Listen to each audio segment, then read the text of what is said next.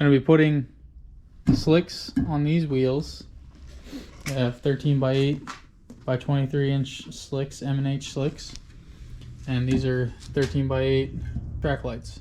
I have the Harbor Freight tire spoon with some heat shrink on it and some electrical tape. We'll see if that works. Sam's not allowed on the camera, he's got too many warrants. Not anymore. This is just Dawn dish soap and water.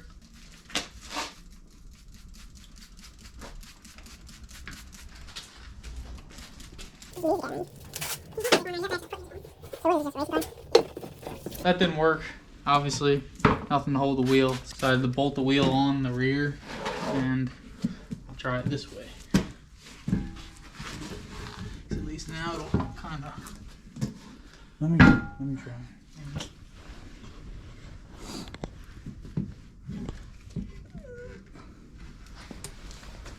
There it goes. Alright, so that's one down.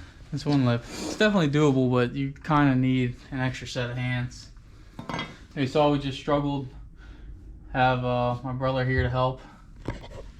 So got it on. This is a good way to do it, is to bolt it on the car. Have the e-brake pulled up so it's not going to turn. First one, it was kind of needed an extra set of hands to push it and get the spoon in. Doesn't even look like a spoon. I don't know why it's called a spoon, but.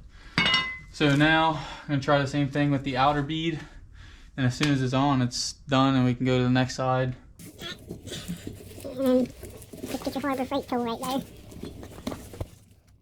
Would Harbor Freight move their game up or something? For what? This thing sucks. you sponsored them and shit, like sponsor Harbor Freight. I got my Harbor Freight thing here. Stop mostly talking shit. There you go. There you go. Stay down. There you go, baby. And slide down. You got the wrong way. And slide that bitch up. Oh yeah, you're fucking sitting down. That's why you gotta work out. You're just doing it on the ground like an idiot. Oh, you bitch. The footway isn't working. Can I try? What? I used to do this for 11 when you were like in middle school. What the fuck's that matter? A little update. It seems like we really need an extra pry bar, whatever you want to call it. So put some heat shrink on the pry bar. And we're gonna try it like that. Trying to get it that way. This will be a do-it-yourself. You'll have to have a goon to help you, but we should be able to get it done. Yep. All right, come on. This is like take 6.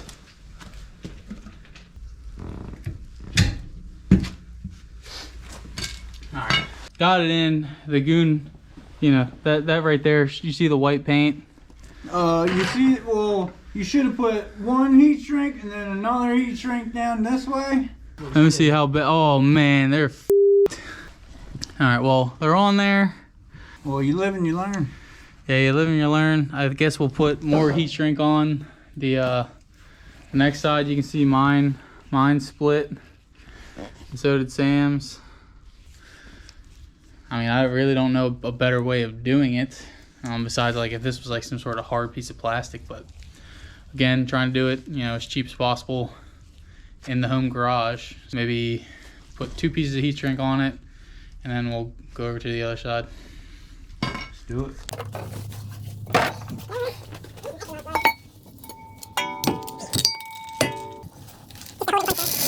Put this 3M duct tape on. It's real thick. Wrapped it about 4 layers thick. I think it'll be fine. I put some more heat shrink onto this one, but I'm still gonna add duct tape to it so the other wheel doesn't get boogered. Why is that? To clean them, motherfucker. Clean it afterwards. I want to clean it afterwards. I want them to look nice and clean when they go on. Because they're so slick. They're so slick. I went to the toy store and got 6 back coats. And one of them, they're rubber balls. They're being out there right now. Fuck him, he didn't show up. Don't know. Look at this. You must have had some popsicles. Alright, so these are directional. You see this little arrow right here? Little arrow wanger danger. That means if we put them on, this would be for the right side of the car. So we gotta flip this. Really couldn't see. And then now you can see this is on the outside. So that means when we're on this side of the car now, on the driver's side, when we put it on, the rotation will be forward. Smash the wheel on. Got the spoon in there. I'm starting to get it around. I believe I can do this part of it by myself. We'll see. See if I can take this out right now. Just slide it all the way around. There's that one. Well, the problem is it's already chewed through some of it, so gotta be careful because we're trying not to booger it up on this side. Like the other side. Alright, so we're part of the way on. Are we all the way on? Yeah. Check. Yeah. So that side is all the way on. Now we just gotta do the front side. This side will take both of us. We'll set it up over here. Alright. This is where you need the help of a second goon. The backside lip is on. Now we just gotta get the front side lip. This is all just soap and water. We'll just kind of help each other get the gist of it. Call me a goon again.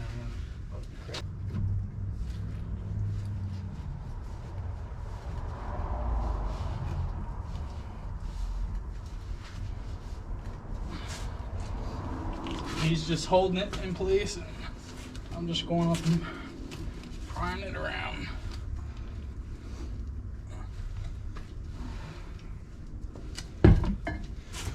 Bada boom, bada bing. Well, there, you just ruined that clip too. How?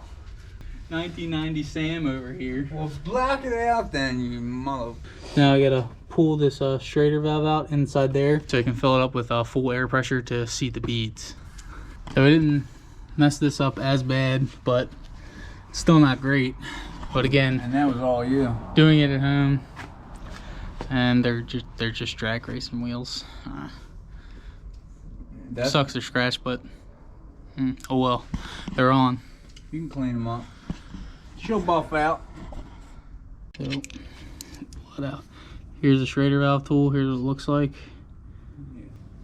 This is to take the core out. So you just put it in and you just unscrew it. Pull the Schrader valve core out, and then now you can put all the air pressure in. That way it'll seat the bead. And with slicks you need all metal valve stems. So you can see back here. You see back here they're bolted on because they're full metal and they have like little rubber grommets.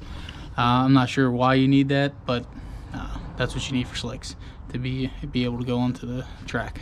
So I'll go around to the other side, pull that core out, and then I'll get the tank pumped up and we'll fill it up.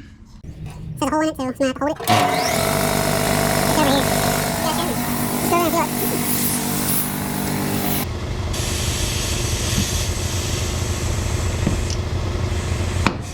Ooh, buddy. Good. Nope. About 5 PSI in it.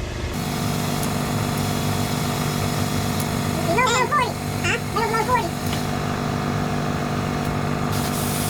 We got 12 PSI in it, but got 10 in it. It's right there. It's a slick, man. You can't like put a lot of air in it. All right, so another problem is the slick is actually hitting the coil over. So I'm gonna take it off and I'm gonna lube it again. Put it flat. The full back of the full back of the wheel is beaded. So it's only this one spot right here. And I think I can just, I'll just do that and try to beat it now.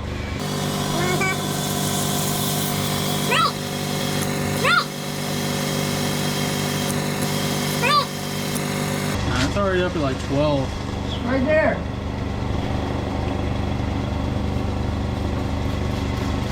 There you go. I have 12 PSI in it, but I gotta let the air out again. Now I got about 7.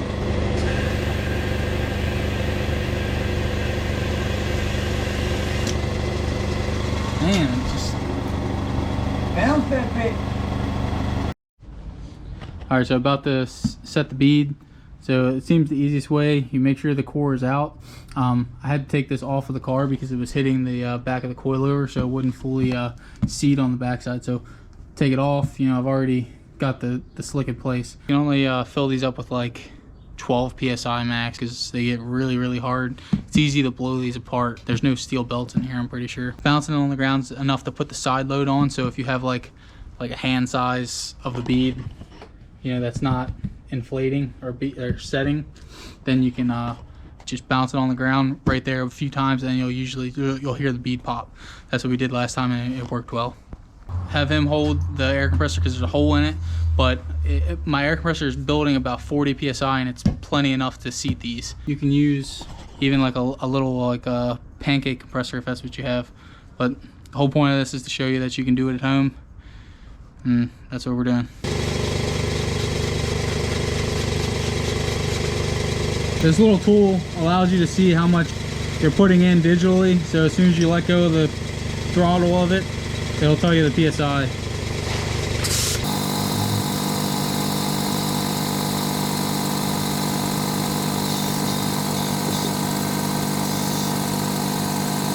I gotta pick it all up, but it's hard to do all the Set it up straight. There you go. Yeah. There we go, now it's seating the whole time. Still got 0 PSI in it. Got about 3 PSI in it. Check each side. Got about 4 PSI in it.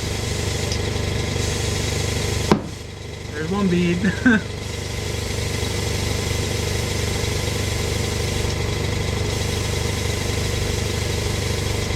Only got 20 in here. That's fine.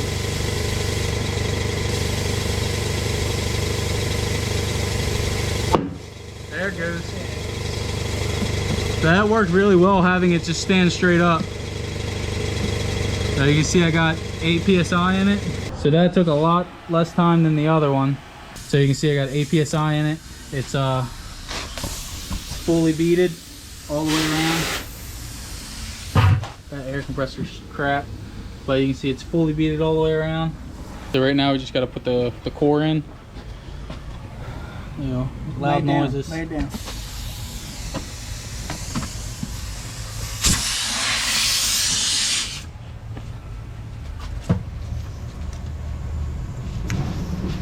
You don't want to go crazy with that. You know, that's it's aluminum. It's really easy to strip. We were doing it on the back of the car just because there's more travel room.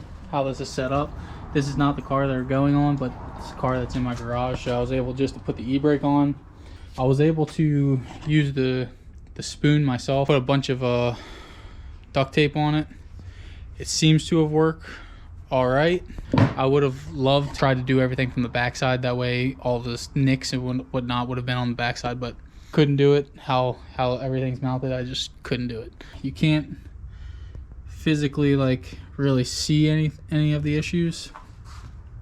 This one was the one we did on the driver's side, and it turned out way better, way quicker. You know, once I got it down on the passenger rear, we were able to knock this out really quick. Pumped it up. I had about 40 psi in my tank, and it was enough to seat these beads. You only need about 5 to 12 psi. I wouldn't go more than 12 psi because like this is 12 psi and they're pretty hard, so I wouldn't want to go more than that and risk blowing them up. You know, that'd be the last thing you wanted. When it wasn't seating a hand distance, that it would not seat the bead, what I did was on the area it wouldn't seat, I was just taking the wheel and lifting it up and smacking it on the ground, basically just to put that pressure so that air pressure would kind of kick the lip, you know.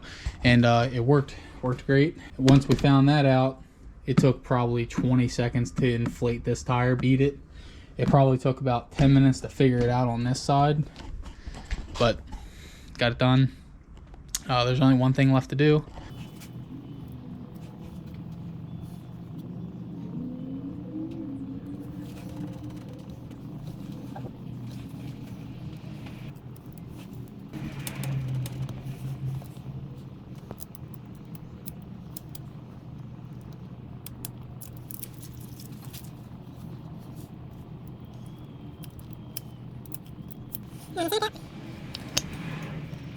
I think they look really good. They fit the car perfect. Again, these are going on my Mark II VR6 drag car.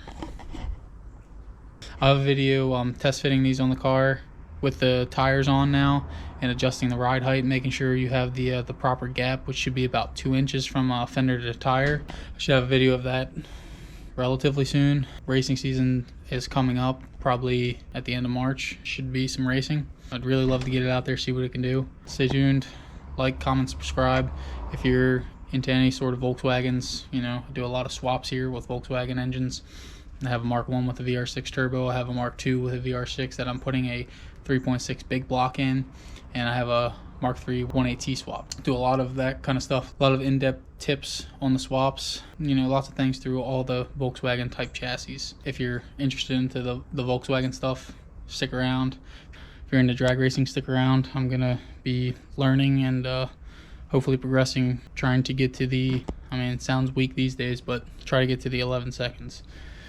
I think that'll be really cool to do in an old chassis car like the Mark II, you know, with the power it's making. So I really want to have fun and learn. That's what we're doing, and then down the road comes the big block swap. I'll see you in the next video. I'm trying to upload every Sunday and every Thursday. Thursday's the bigger projects, so